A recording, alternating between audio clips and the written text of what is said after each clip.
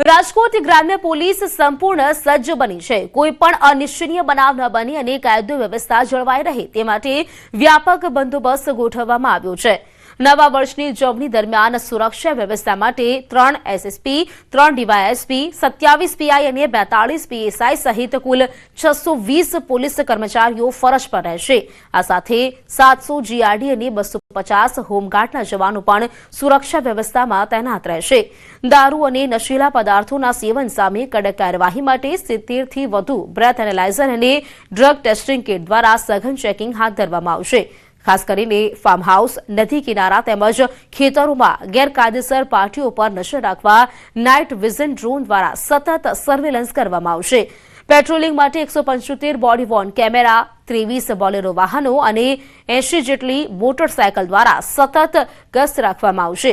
ઉપરાંત 112 પર આવતા કોલ્સ તેમજ પોલીસ વાહનોના લોકેશન પર કંટ્રોલ રૂમ દ્વારા રાઉન્ડ ધ ક્લોક મોનિટરિંગ કરવામાં આવશે।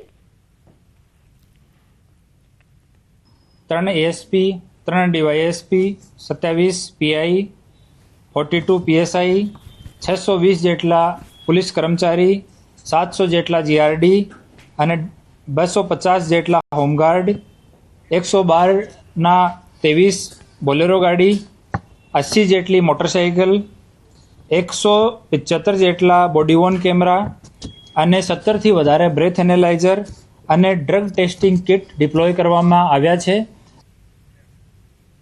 દાહોદના ગરબાડામાં મધમાખીએ 4 વ્યક્તિઓ પર હુમલો કર્યો। ગરબાડા તાલુકાના જાંબુઆ ગામમાં આ ઘટના બની છે। ખેતરમાં પાણી વાળી રહેલા ખેડૂતો પર મધમાખીએ હુમલો કર્યો। ગુલબાર અને જાંબુઆ ગામના 2 પુરુષ અને 2 મહિલાઓ ઘાયલ થયા છે। ઘાયલોને ગરબાડાના ખાનગી હોસ્પિટલમાં ખસેડવામાં આવ્યા છે।